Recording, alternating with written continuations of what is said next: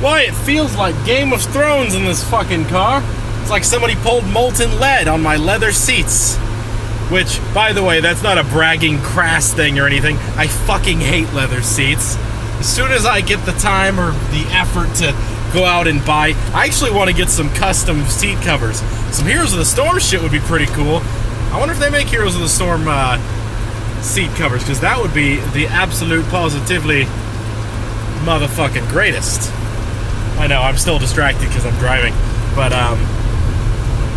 so yeah, you know, I'm doing that, driving. And I was thinking today, I was like, you know who we haven't talked about? Who just got a motherfucking rework? Kaelthas, motherfucker. Kale motherfucking thause. Now this guy, now I always thought he was fucking amazing in Warcraft 3. First off, the Blood Elves got screwed over. Like, we would still have those homies as friends if we hadn't been such dicks to them as collectively as a race. So now they're with the Horde because, you know, we were dicks and we didn't like him. But his Flame Strike, his Phoenix, he had all this amazing shit that he did, and they did so beautifully with translating his the fantasy of what he was doing in Warcraft 3 into the actual game. They didn't even, I mean, there was some stuff they did that alluded to like World of Warcraft and things as well, but I really feel like he was more aimed at pleasing the people like me who played Warcraft 3 and were like, yeah! But the only thing I have any qualm with over his entire kit is, man, I wish they'd given him like a resurrection talent or any talent at all. But I wanted the talent to be like, you know, like Tempest Keep was only a setback and shit like that.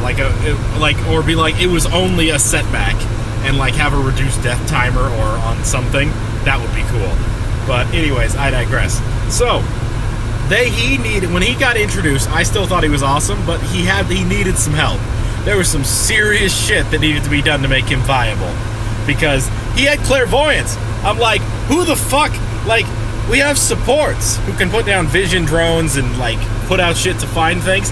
Who the fuck is taking clairvoyance over damage increasing abilities? They're like, haha, I can see you over there. And we're like, that's great, Kaelthas. Where's your damage? But I scouted them, and you know what they say, knowledge is power, and that's better than any damage I can put out. But anyways, they changed him up. So, you can't do the infinite bomb insta-give anymore, although they did make it so that your bomb can infinitely chain, so if people keep standing near each other, that's just awesome. Because it'll just go doot, doot, doot, doot, doot all day. But I really love that they are getting into this whole questing thing for quest like talents that make it so they get stronger if you play a certain way. And Kaelthas is unique because a lot of Kaelthas out there, you know, died a lot. They weren't very careful. They were just like balls deep to get as much damage in as possible, and then they just died immediately. This one's like, hey guys, stay the hell back, land your flame strikes, and you will get very powerful flame strikes if you can do that. So now it helps with conservative play, and I think that's cool. For him, anyways. I don't think I'd want that for everybody.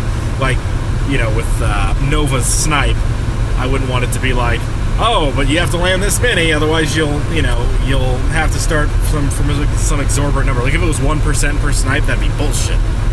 Thankfully, it's not. And it's just, hey, don't miss or you lose all your damage and you have to get 5 stacks again. That's fine. That's a reasonable stack start. But with Kaelthas, like, let's say you get 19 of those hits and all of a sudden you die, they're gone. Sorry you didn't make it to 20, fool. You should have been more careful than counting them stacks.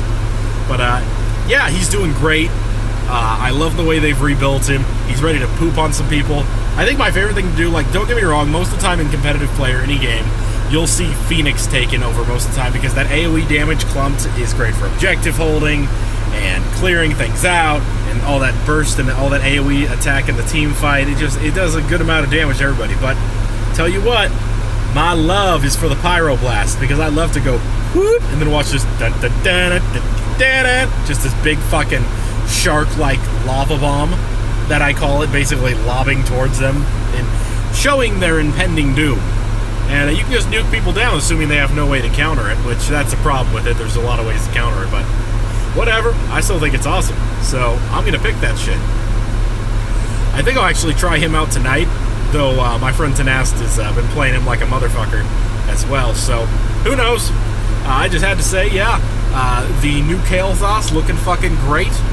Definitely a good person to play if you like to AoE cleave the shit out of people. And other than that, you know, he's gotten improved, so he's no longer a big old weak bitch with random utility he didn't need. And they rolled in a lot of the talents that he desperately needed for survival and things like that into either quest things or into just passives that he can use. And I'm really happy with Blizzard doing all this shit. So anyways, I will see you bitches on the flip side, and I will try to figure out which hero to talk about next, because I've got like, I did the math, like 20, 30 left, like 25 to 30 left at least. And I'm sure there's more than that. Shit, by the time I'm done recording all these videos at a rate of like 1 to 2 times a day, Blizzard might have already released a new hero, which will be great because I'm an impatient motherfucker and I'd like to get a new hero as soon as possible, even though I'm loving Diaka. Anyways, have a good day.